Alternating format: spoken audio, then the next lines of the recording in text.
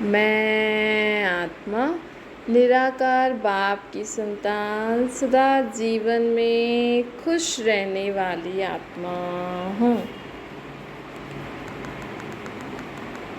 मैं आत्मा जीवन में सदा खुश रहने वाली आत्मा हूँ।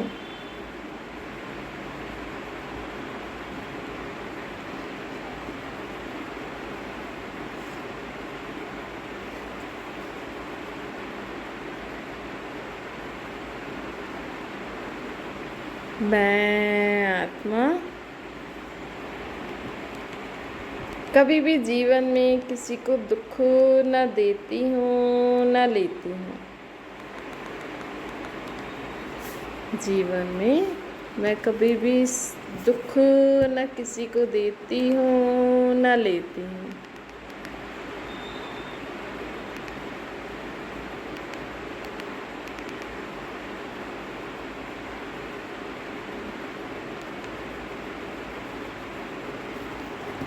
मैं आत्मा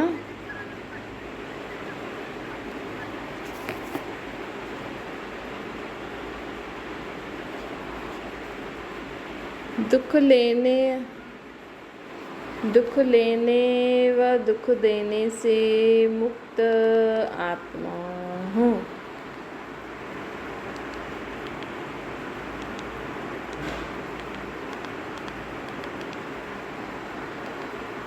दुख देने व दुख लेने से मुक्त आत्मा हूँ।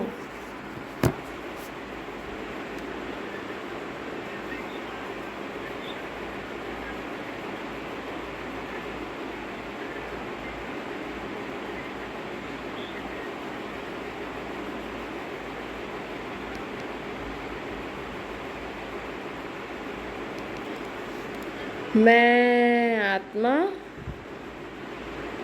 बेफिक्र बादशाह हूँ। मैं आत्मा बेफिक्र बादशाह हूँ। बाबा को याद करके संकल्प करिए, मैं बेफिक्र बादशाह, किसी भी बात का फिक्र मुझ आत्मा को नहीं है। किसी भी बात का फिक्र मुझ आत्मा को नहीं है।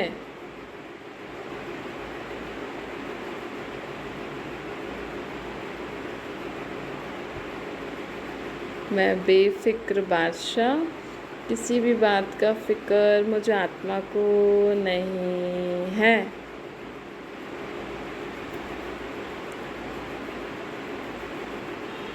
मैं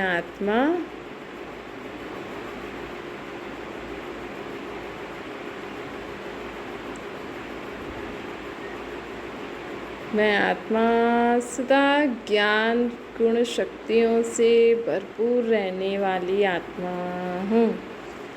जीवन में सदा ज्ञान गुण शक्तियों से भरपूर रहने वाली मैं आत्मा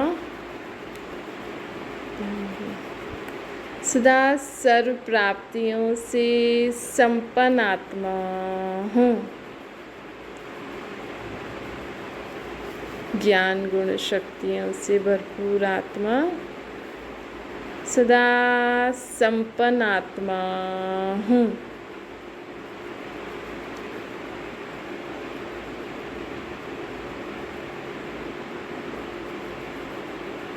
मैं आत्मा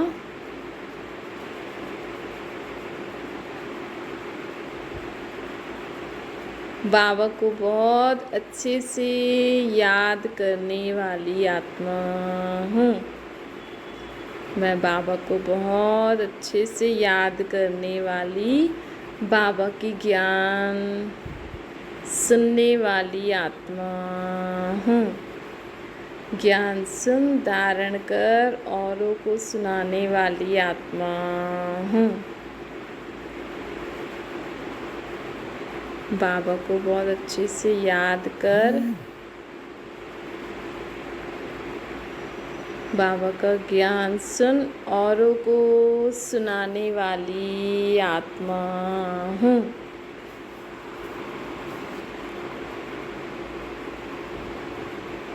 मैं आत्मा बेफिक्र बादशाह हूँ।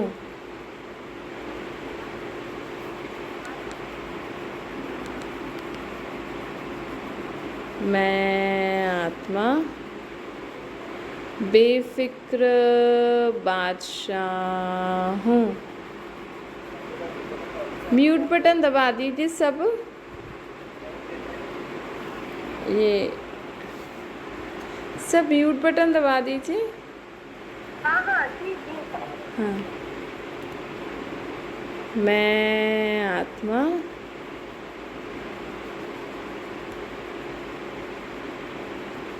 कभी भी जीवन में किसी परिस्थिति में घबराने वाली नहीं हूँ। जीवन में कभी भी किसी परिस्थिति में घबराने वाली आत्मा नहीं हूँ।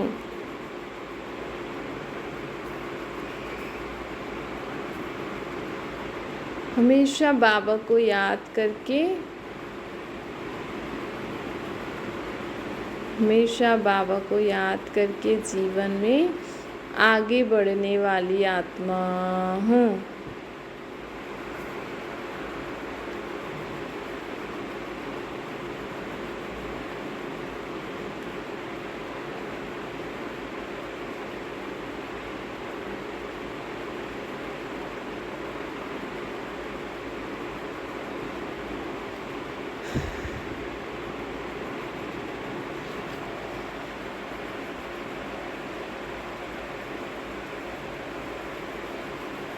मैं आत्मा अचल अडोल आत्मा हूँ।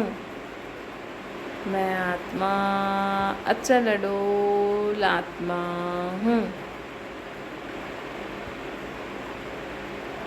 कभी भी जीवन में हलचल में न आने वाली आत्मा हूँ।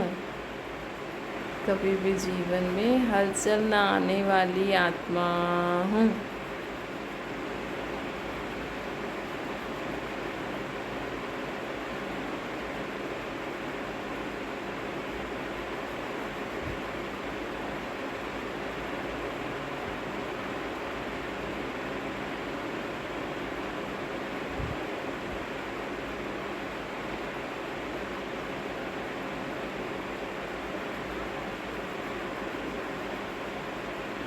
मैं आत्मा सदा जीवन में हल्की रहने वाली आत्मा हूँ। जीवन में सदा हल्की रहने वाली आत्मा, सब प्रकार के टेंशन से मुक्त रहने वाली आत्मा हूँ। सब प्रकार के टेंशन से मुक्त रहने वाली आत्मा हूँ।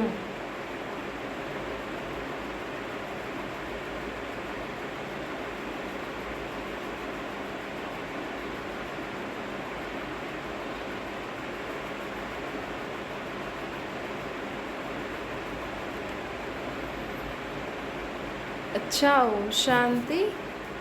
अब मुरली सुनते हैं, एक मिनट होल्ड कीजिएगा।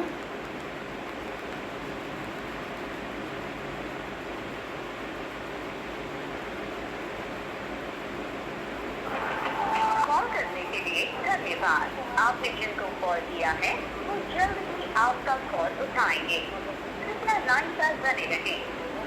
Thanks for calling your call.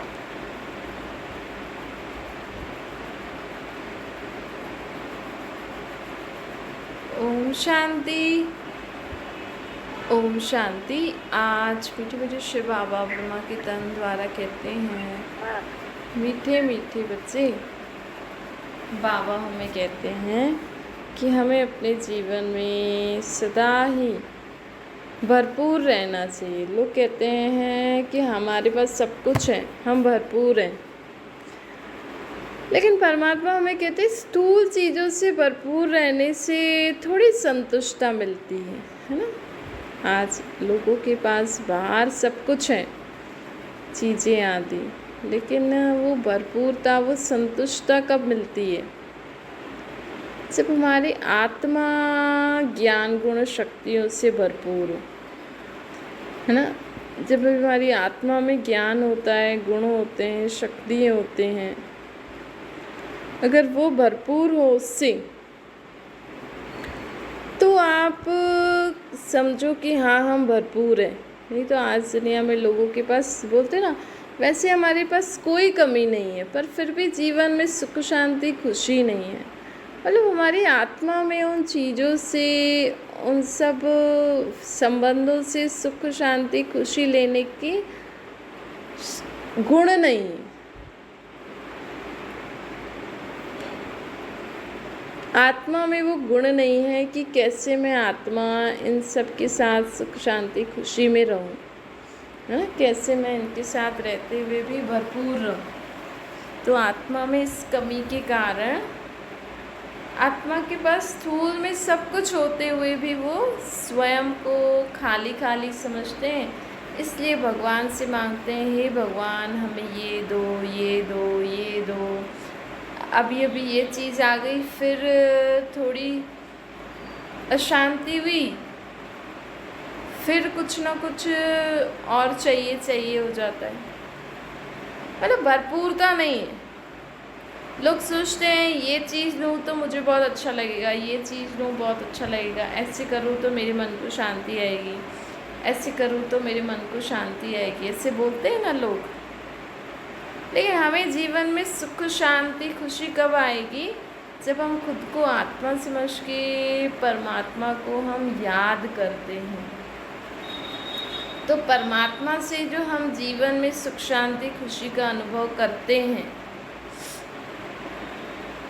परमात्मा से जो हम अपने जीवन में सुख शांति खुशी का अनुभव करते हैं परमात्मा की याद से, तो वो सुख शांति खुशी हमारे जीवन में बहुत बहुत काम में आती है ना। ऐसे भले हम लोग बोलें कि आज हम ये चीज़ ले लें तो ये कुछ मिले खुशी होगी, हम ये करें तो हमें सुख मिलेगा, लेकिन फिर वो करोगे फिर कुछ और चाहिए। परमानेंट वो नहीं है, भरपूरता नहीं है। फिर अभी अभी आप किसी चीज़ में बहुत सुख का अनुभव कर रहे हो, फिर दूसरों को देखते हो फिर वो गायब हो जाती है। इसलिए बाबा हमें कहते हैं हमें जीवन में सुख शांति खुशी कब मिलती है? जब हम अपने को आत्मा समझ के परमात्मा को याद करते हैं ना, उनके संग के रंग से ही हमारे जीवन में गुणों और शक्तियों की भरपूरता आती है, जिससे हम जीवन में सदा खुश रहते हैं। ना कहते हैं ना, संग का रंग लगता है, इससे हम हमेशा जीवन में हर्षित मुख भी रहते हैं। हम जीवन में हर्षित मुख भी रहते हैं। भले हमारे पास आज लोग, जिनके पास, जो लोग गरीब हैं, जिनके पास कुछ भी नहीं है खाने पीने के लिए, मतलब ऐसे ही साधारण जीवन जी रहे हैं, पर फिर भी उनके जीवन में क्या है? सुख शांति खुशी है ना। वैसे उनके भंडारे भरपूर नहीं हैं, लेकिन आत्मा में गुणों की शक्तियों के ज्ञान के खजानों से आत्मा भरपूर है, उस भंडारे से भरपूर है। कहते ना, भर दे झोली। तो भगवान हमारी कौन सी झोली भरता है? ये स्थूल झोली नहीं भरते हैं। भगवान हमारी ज्ञान गुण शक्तियों से हमारी झोली को भरपूर करते हैं।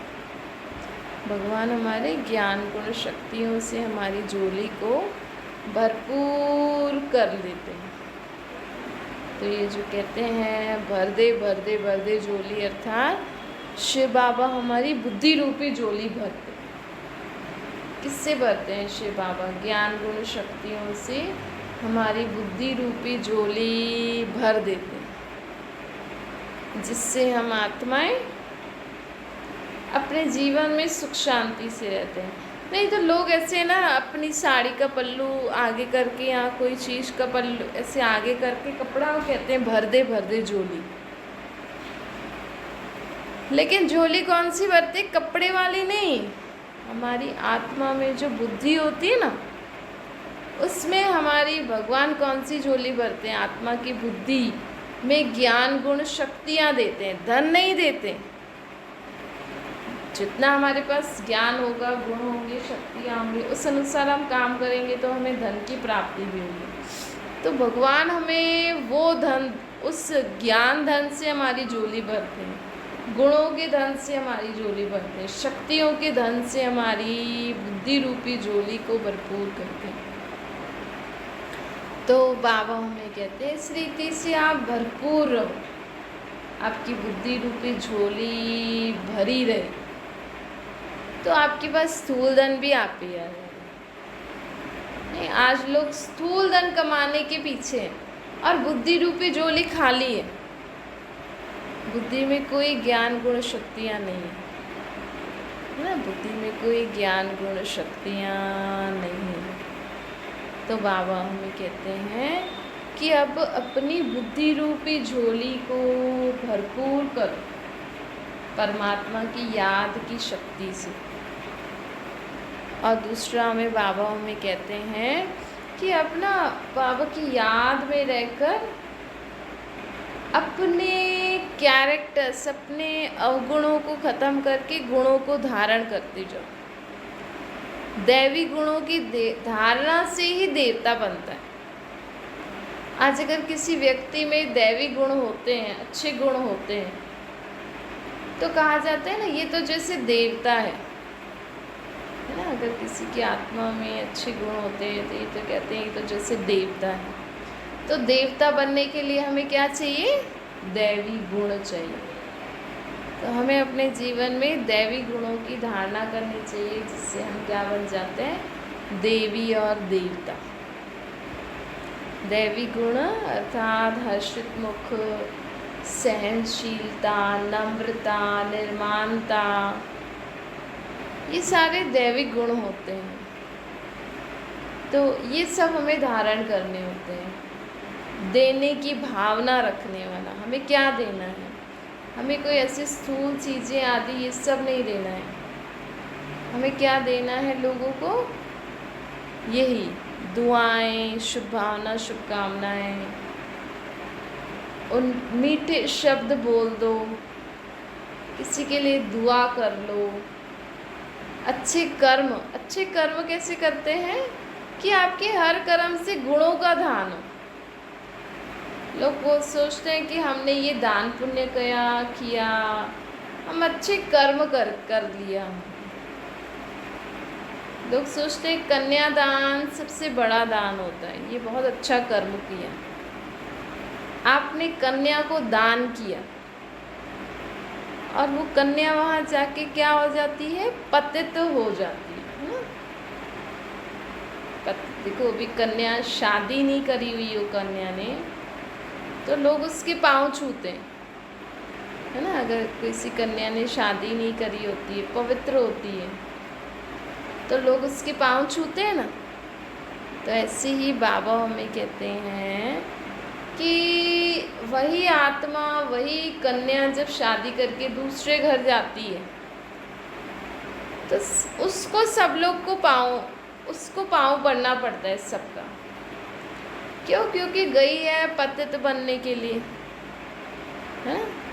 और कैसे रखते हैं कन्याओं को? आप सोचते हो कन्यादान महादान है, लेकिन 5000 साल में एक बार जब इस संगम युग आता है ना, अभी कलयुग का अंत और सत्युग के आदि के बीच का समय जब आता है, इस समय जब परमात्मा के कार्य में अगर अपने कन्या दान करी, तो ये सबसे बड़ा दान माना जाता है, ये सबसे बड़ा कार्य माना जाता है। तो बाबा कहते हैं कि इस समय आप ये कन्या दान करो, मतलब अपने आप को परमात्मा के कार्य में लगाओ। दान मतलब ऐसे नहीं कि आप वहाँ जाके उनके जैसे रहो, भले आप अपने घर गृहस्थी में रहकर भी आप परमात्मा के कार्य में मददगार बनो, अर्थात सदा अच्छा सोचो, अच्छा बोलो, अच्छा करना। परमात्मा को हर कर्म करते हुए भगवान को याद करना ही परमात्मा के कार्य में मददगार बनना है। तो हमें भगवान के कार्य में मददगार बनना है ना। ये सबसे बड़ा काम होता है। देखो दुनिया में लोग कन्यादान करते हैं, क्या करते हैं वहाँ जाके, कभी कभी आजकल तो कन्यादान किया, थोड़े समय बाद ही कन्या डिवोर्स लेके आ जाती है, या फिर दहेज के कारण उसको परेशान कर देते हैं, है ना। कभी कभी तो इतना परेशान कर देते हैं कि वो मर जाती है या उसको मार दिया जाता है। तो ऐसा क्या दान करो कि वहाँ कोई वो बेचारी सुखी ना हो। ऐसे क्या नियम हैं लोगों के कि कन्यादान करी, बस ये नियम है, हमने तो दान कर दी, अब तो वापस नहीं लेंगे, और वो वहाँ पे मर रही है। क्योंकि आजकल लोगों में सहन शक्ति नहीं है ना, और आजकल लोगों में मांग भी बहुत ज़्यादा हो गई है। कितना परेशान है लोग। नहीं, इतना पढ़ा लिखा के लड़कियों को शादी लायक बनाते हो, फिर उसको दूसरे घर भेज देते हो, वहाँ भी वो खुश नहीं, फिर आखिरकार बेचारी परेशान होके ना इधर की है ना उधर की, तो अपने आप को ख़त्म कर देती है। ऐसे ऐसे नियम किस काम के जिससे लोगों की जान ही चली जाए। नहीं, लोग बोलेंगे नहीं हमारे कुल वाले क्या करेंगे, कहेंगे हम तो कहीं मुंह दिखाने लायक नहीं बनेंगे। जब दुनिया ऐसी है तो क्या करें हम? क्या लोगों को मरने के लिए छोड़ दें? है ना। ये जो प्रथाएं हैं, ये जो रस्म रिवाज है ना, ये इसका यथार्थ अर्थ होता है, हम समझते नहीं है वो। आजकल के ज़माने के हिसाब से अगर आप अपने रीति रस्म नियम उनके हिसाब से, कलयुग की दुनिया के हिसाब से अगर चलोगे कि हमारे ख़ानदान में ऐसा होता है ऐसा होता है, कोई बेचारा बहुत दुखी है, परेशान है, उससे सहन नहीं हो रहा है, और हम बोले कि नहीं हमारे कुल में तो ऐसा ही होता है, तो वो तो बेचारा नहीं कर पाएगा, तो क्या कर लेते हैं, फिर गलत काम कर लेते हैं। तो ऐसे अपनी जो मर्यादाएं हैं, अपने जो नियम हैं, पहले तक जो किया, लेकिन आजकल के ज़माने के हिसाब से अगर आप ढीले नहीं पड़ोगे थोड़ा सा, या तो आप शहरों में ऐसी जगह रहो ही नहीं, अलग कोने में दुनिया के, देश के, गली के, मोहल्ले के एक जगह पे रह लो, ज़्यादा लोगों से मिलो ही नहीं। अगर आपको नहीं करना है तो, है ना। तो बाबा आज हमें कहते हैं कि हमें हमेशा इस समय के अनुसार अपनी सोच को परिवर्तन करने में आपका भी कल्याण है और सबका ही कल्याण होता है ना। आजकल की दुनिया वैसी नहीं है जैसे पहले थी। आज लोग मरने मारने पे आते हैं, बस मुझे मिले, मैं खाऊं, मैं खुश रहूं, बस। आजकल लोग अपने पति का ही नहीं देख सकते। पति ज़्यादा बोलता है तो पत्नी पीछे पड़ जाती है, ये कब मरेगा तो मेरी जान छूटेगी, मैं इसकी प्रॉपर्टी को अपना बना लूँगी, है ना, मैं इसकी प्रॉपर्टी को अपना बना लूँगी। आजकल ऐसा होता है ना कि बच्चे यही सोचते हैं कब सास ससुर मरे तो फिर मैं अपने घर की मालकिन बनूंगी। फिर पति ज़्यादा चिक चिक करे तो पति को भी मारने में देरी नहीं करते, नहीं तो सब कुछ फिर मेरा हो गया। तो बाबा जो मैं कहते हैं, इसलिए ना इस दुनिया में हमें लोक लाज कुल की मर्यादाओं के हिसाब से चलोगे तो फंस जाओगे, है ना। तो आप भी खुश नहीं रहोगे दुनिया, क्योंकि संस्कार स्वभाव ऐसे हो गए हैं, ऐसा कड़ा हिसाब किताब हो गया है लोगों का कि कुछ समझ में ही नहीं आता। अगर हम मर्यादाओं, अपने कुल की मर्यादाओं के हिसाब से ये करना है, लेकिन लोग आजकल ऐसे जैसे तो वो हो गए हैं, बहुत क्रूरता आ गई है लोगों में।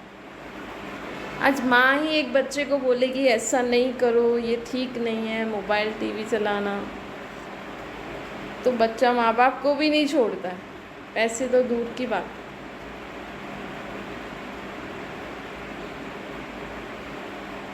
इतने लोग परेशान हैं, इतने लोग दुखी हैं।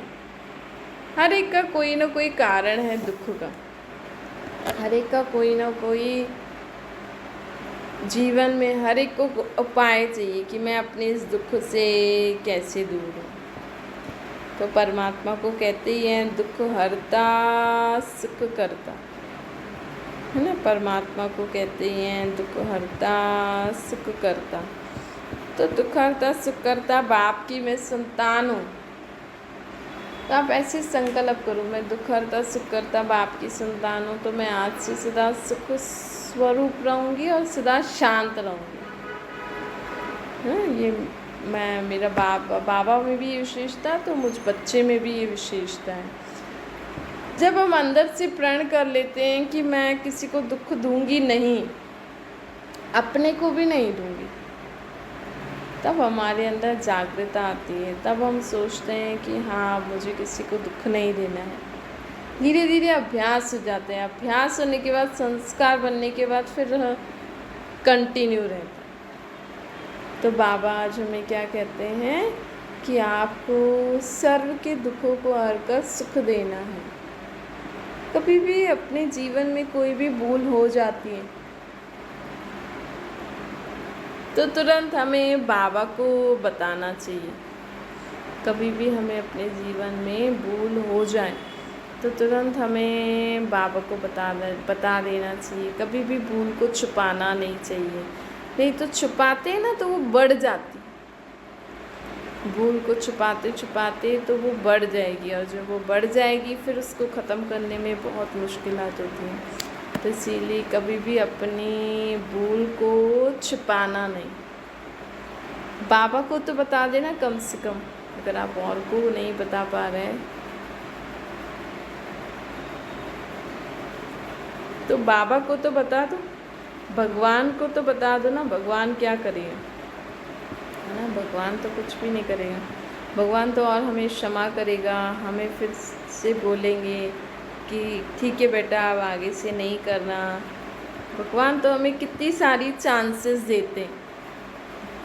अगर हमसे रोज़ रोज़ गलती हो रही है, हम उसको सुधार नहीं पा रहे हैं, अगर हमने बाबा को भी बताया बाबा मैं सुधार नहीं पा रही हूँ, अगर आपने बाबा को भी बताया मैं सुधार नहीं हो पा रही हूँ, तो बाबा भी हमारी मदद करते। तो बाबा भी हमारी मदद करते। इसलिए बाबा हमें कहते हैं कभी भी भूलों को छुपाओ नहीं। अच्छा, मीठी मीठी सिकिलते बच्चों प्रति माता पिता बाप दादा का याद प्यार और गुड मॉर्निंग। रूहानी बाप की हम सभी रूहानी बच्चों को नमस्ते। हमारी भी रूहानी माता पिता बाप दादा को याद प्यार गुड मॉर्निंग और नमस्ते। वरदान है सदा सर्व प्राप्तियों से भरपूर रहने वाले हर्षित मुख हर्षित चित्त बनो। बाबा कहते हैं जब कोई देवी देवता की मूर्ति बनाते हैं तो मूर्ति हमें कुछ बोलती है, कुछ देती है हमें। मूर्ति तो बस ऐसे खड़ी रहती है, लेकिन उनका फेस हर्षित मुख वाला होता है। ऐसे लगता है वो फेस ही हमसे बात कर रहे हैं। तो हमें भी ऐसा बनना चाहिए। हमारे कुछ बोलने ना बोलने से भी लोग हर्षित रहें, हमारे कुछ ना उनको कुछ ना देने से भी हमारे मन के भाव उनके लिए इतने अच्छे होने चाहिए, हमारी मन की सोच उनके लिए इतनी अच्छी होनी चाहिए, हम अंदर इतने शुभ चिंतन में होने चाहिए, सबके प्रति इतनी शुभभावना शुभकामना होनी चाहिए कि सामने वाला हमें देख के खुश हो जाए। हम इतने ज्ञान गुण शक्तियों से भरपूर होने चाहिए कि सामने वाला देख के ही भरपूर हो जाए, हैं? उनको हमारे से वो सुख शांति खुशी का अनुभव हो। तो ये हो गई चेतनता। हम अपनी आत्मा पे ध्यान नहीं देते ना, हम बॉडी कॉन्शियस ही रहते हैं। तो बॉडी कॉन्शियस रहने से क्या होता है कि हम आत्मिक स्वरूप में नहीं होते। तो बॉडी में तो सिर्फ खाने पीने के हिसाब से पावर है ना, विकार की पावर है बॉडी में। बॉडी में विकार की पावर है, तो वो विकार की पावर तो बहुत ही छीछी होती है, कड़वी होती है ना। और आत्मिक पावर बहुत शीतल होती है। तो जब हम अपने आत्मिक स्थिति में स्थित हो जाते हैं ना, तो हमारी दृष्टि, वृत्ति, बोल, चाल, व्यवहार, चेहरे से ही लोगों को बहुत कुछ अनुभव हो जाता है ना, उनको बहुत कुछ अनुभव हो जाता है। इसलिए बाबा हमें कहते हैं कि हमें हमेशा अपने मन की सोच हमेशा अच्छी रखनी चाहिए, सर्व के प्रति शुभ भावना, शुभकामना होनी चाहिए। सदा सर्व के लिए सुखदाई सोच, सुखदाई बोल, सुखदाई कर्म, तभी ही हमारे सामने से लोगों को वो वाइब्रेशन अनुभव होंगे जिससे वो आत्मा स्वयं को भरपूरता से अनुभव करेंगे। कभी भी आप किसी देवी देवता का चित्र देख रहे हो, आपको जो सुकून मिलता है, वो शक्ति मिलती है, वो स्वयं में भर के औरों को भी दो, है ना। औरों को भी देना है। ऐसे नहीं कि हाँ मैं वहाँ खड़ी थी, मुझे बहुत अच्छा लग रहा था, ऐसा लग रहा था। ये ऐसे एक्सपीरियंस हमें औरों को भी बताना चाहिए ताकि उनको भी ऐसा अनुभव हो। बाबा कहते हैं, स्लोगन है, पास विद ऑनर्स बनना है तो हर खजाने का जमा का खाता भरपूर हो। ज्ञान, गुण, शक्तियाँ, ये जो हमारा खजाना है आत्मा का, अगर हमारी आत्मा में ज्ञान, गुण, शक्तियाँ, हमारी आत्मा भरपूर होगी ज्ञान, गुण, शक्तियों से, तो हम जीवन में हर परिस्थिति से, हर बात से सहज ही पार कर लेंगे उसको और पास हो जाएंगे। जीवन में पास होना है हमें, हर परिस्थिति को इजीली पार करके उस पास होना है। अच्छा, ओम शांति। बाबा को याद करिए।